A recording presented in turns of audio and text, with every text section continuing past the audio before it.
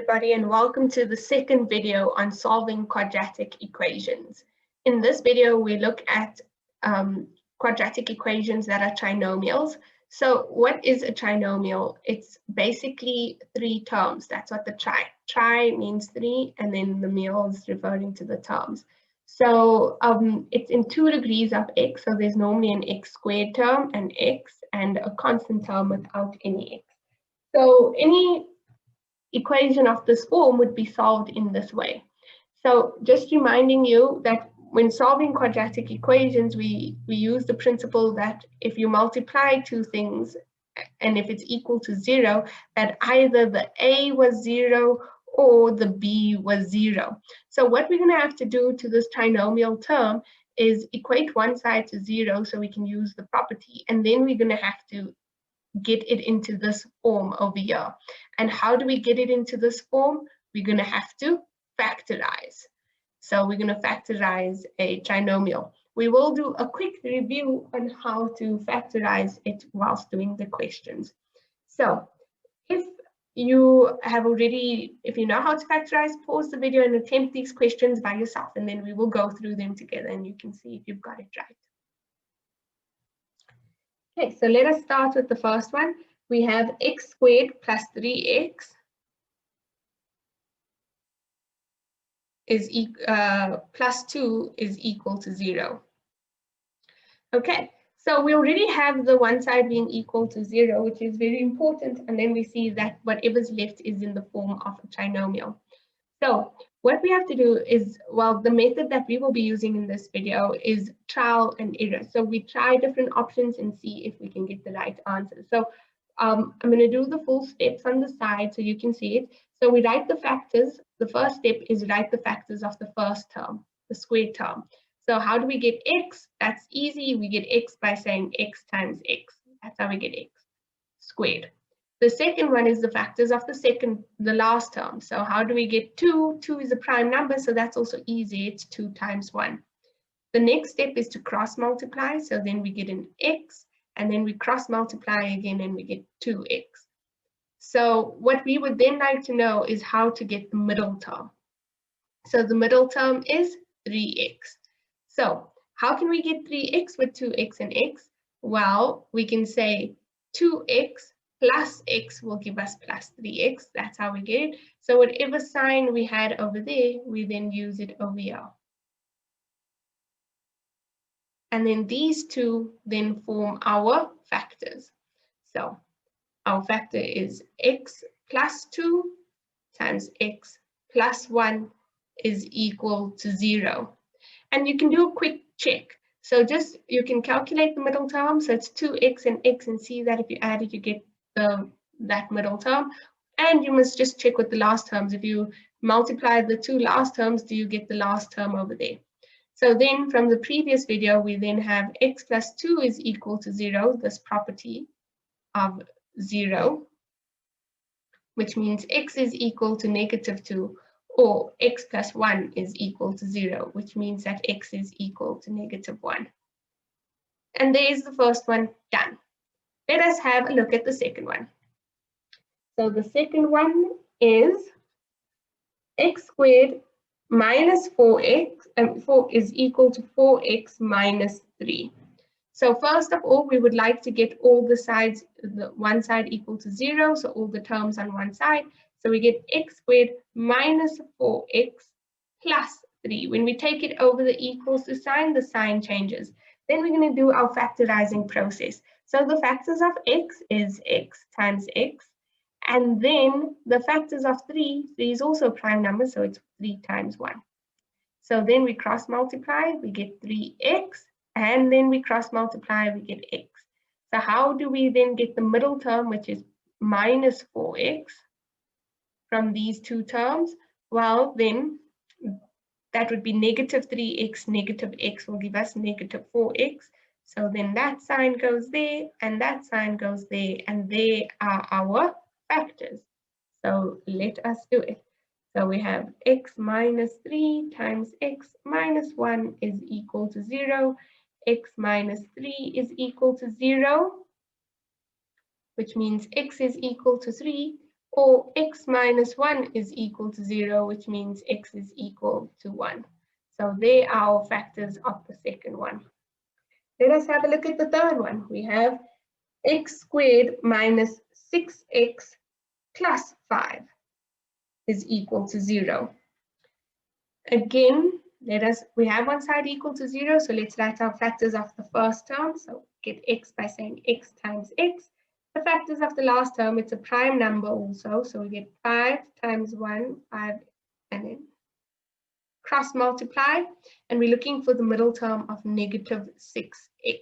So how do we get negative 6x? Negative x, negative 5. So that sign would go there, and that sign would go there. So this here factorizes to x minus 5, x minus 1 is equal to 0. So x minus 5 is equal to 0, which means x is equal to 5. Or x minus 1 is equal to 0, which means x is equal to 1. I hope you are getting the hang of it. Let us do another one. So x squared plus 4x is equal to 5. Sometimes when they want to confuse you, they give it to you in this form where then you factorize and then you say one term is equal, the factors are equal to 5, but we cannot do that. It's only a property of 0. So we have to take over that 5. Okay, so then let's write down the factors of x. We have x times x gives us 5, and we want the factors of 5. It's a prime number, so it's 1 times 5. And we have 5x, and then we have x. When we cross multiply, and we're looking for positive 4x. How do we get positive 4x? Well, that would be positive 5 minus x will give us positive 4x. So that plus would go there, and this negative would go there. And therefore, our factors is x plus 5 times x minus 1. So x plus 5 is equal to 0, which means x is equal to negative 5, or x minus 1 is equal to 0, which means x is equal to 1. Number 5. So we have x squared minus 3x minus 4 is equal to 0. So we are looking for so here we have x, so the factors of x is x times x. And for 4, it's the first one that we're doing that's not a prime number. So there's 2 options for 4. We have 1 times 4 will give us 4, and we have 2 times 2. So it's trial and error. You choose one, and if it doesn't work out, you choose another one. I'm just trying 4.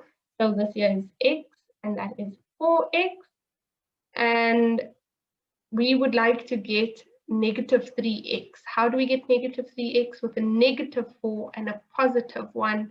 And that sign we then move over. That's a plus, and that's a negative. And we are looking for 2 different signs because we're looking for negative 4. So they are our factors. So then we have x plus 1 times x minus 4 is equal to 0. So x plus 1 is equal to 0, which means x is equal to negative 1. Or x minus 4 is equal to 0, which means x is equal to 4. And they are our solutions. Let's look at number 6.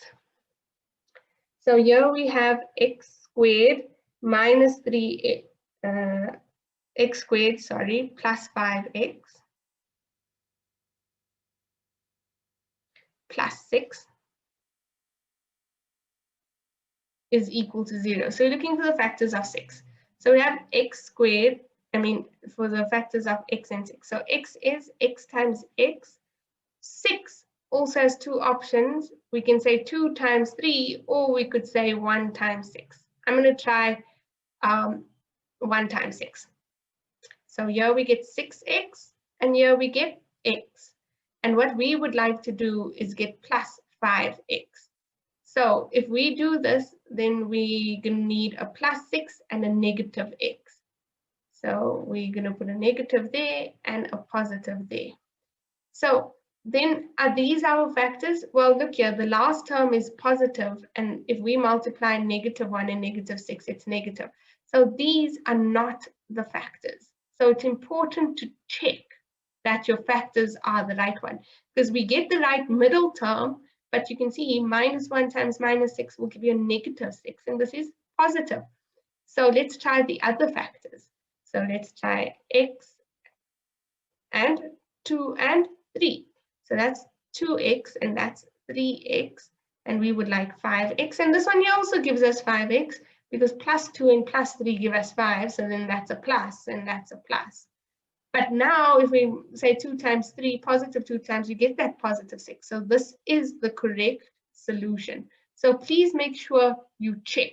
That is the role of this example, to show you that sometimes you might get the middle term, but the last terms don't give you the factor. So this is x plus 2 times x plus 3 is equal to 0. So x plus 2 is equal to 0. So x is equal to -2, or x plus 3 is equal to 0. So x is equal to -3. So pay careful attention to this example. Let us look at number 7. So number 7 is x squared plus 5x minus 6 is equal to 0. So can you see the difference between 6 and 7 is that the last term here is a -6 and here it is a +6. So this solution here that we calculated, that one had the last term being -6. So that is actually the solution for that one. So here we have x minus 1 times x plus 6 is equal to 0. So x minus 1 is equal to 0, which means x is equal to 1, or x plus 6 is equal to 0, which means x is equal to -6. So please go over number 6 and 7 and make sure you understand the value of checking. So how do we check? We just multiply our last term, so 2 times 3, and we see if we get the last term. Here, -1 times -6 gives us -6. So always do that check. Let us move on to the last one. We have x squared plus 8x plus 15 is equal to 0. So again, the factors of x is x times x. 15 has a lot of factors. 15 has 1 times 5, or it is 1 times 15 or 3 times 5. That's how we get 15. Now you can see 8x, it's probably not 1 times 15, so let's try 3 times 5.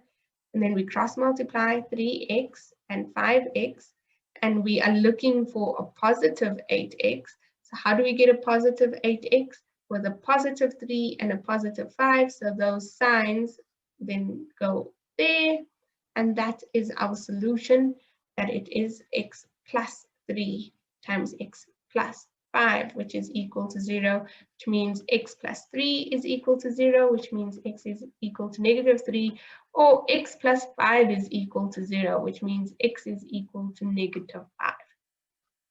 Okay, I hope you have understood the concepts in this video and how to factorize trinomials to use it to solve quadratic equations. Please make sure that you check. So what we're going to do quickly is just a quick check, just to show you how to check. So we're just going to multiply our last terms and see if we get our middle term. So +2 times +1 is +2. So that's our check.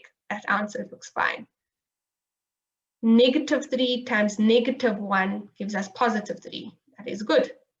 -5 times -5 gives us +5. That is good. +5 times -1 gives us -5. That is good.